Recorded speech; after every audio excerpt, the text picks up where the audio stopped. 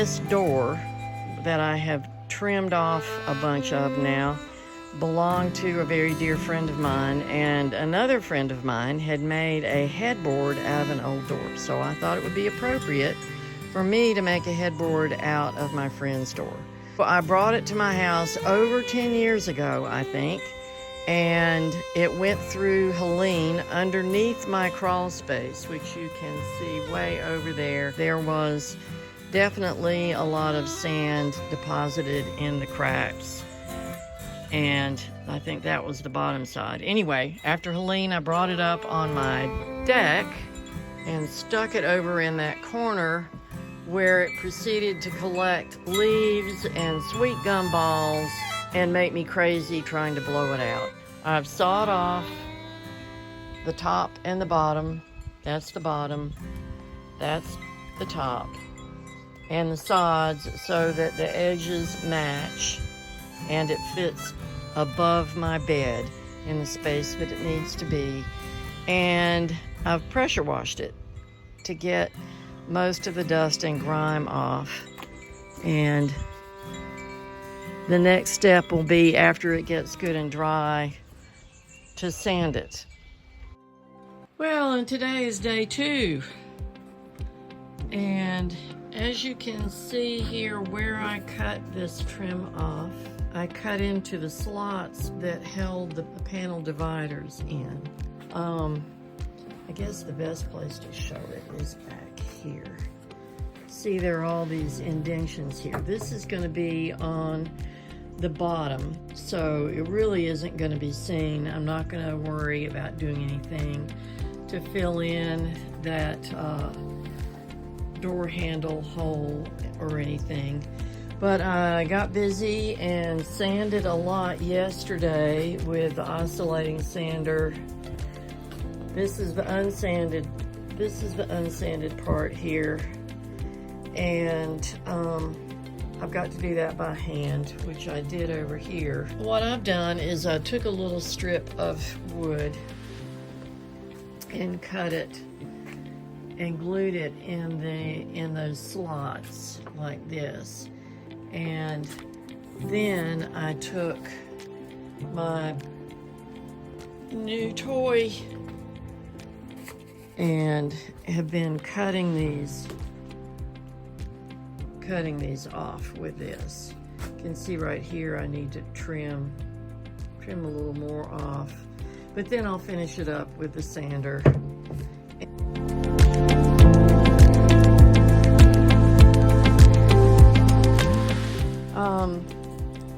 I was concerned about all these little holes. It is obviously some little beetle or something has gotten in the wood, and I really don't want to infest my house.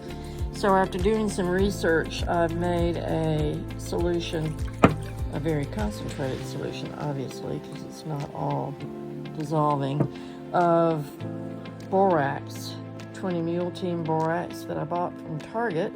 It's a little bit hard to find.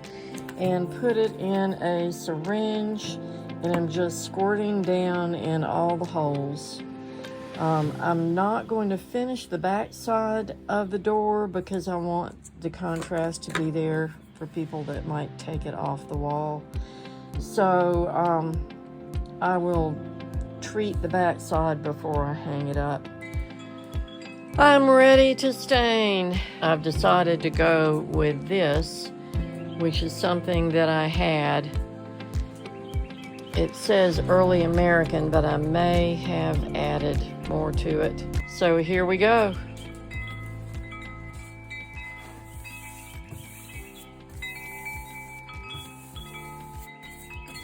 It is all stained. Unfortunately, I can't do what I would impatiently like to do, which is go ahead and coat it. I'm using polyacrylic, and this is an oil-based stain, so they say I have to wait 24 hours. Right. I've got 4 coats of my favorite sealer, which is this Minwax polyacrylic water-based crystal clear ultra fast drying. I'm using semi-gloss, and I pretty much use it for everything. Next step here is to put a protective shield on this center piece that goes down, because in here I have this pull chain light over my bed, and it has damaged the wall. Incredibly hard to do and get perfectly straight. Ideally, these would all line up, but I've already been over. This is what happens to them, is they go in crooked, they end up not in a straight line, and then you can't pull them out and reuse them. And this is why I have a whole bag full and didn't do it around my screen that's up in my loft. Yeah, so you got to hold it. So I'm holding it with the pliers while I'm hammering it in, and hopefully it goes in straight.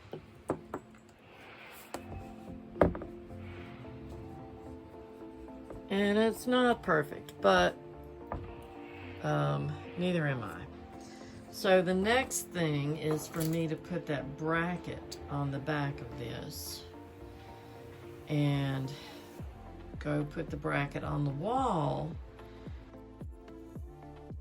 I'm using this, I think they call it a French mount, but you put one, I'll put this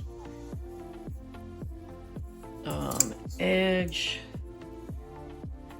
up, outer edge up on the wall, and I'll put this on the back of the door with the edge down, so that it will just slide right in there like that when I'm ready. And I was just reading on the paperwork over here that light cleat hanger is what they call it.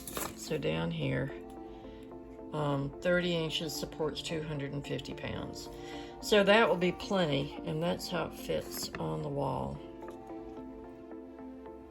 So now I have marked 3 inches down from where I generally wanted the top of it to be, and drilled holes to put these wall anchors in. Made sure everything was level, but I will check for level again. Sadly, that's where my stud is. And of course, not a one of these holes is in a stud. Seeing that bubble is level. Looks perfect, doesn't it? Now I can tighten all these screws down.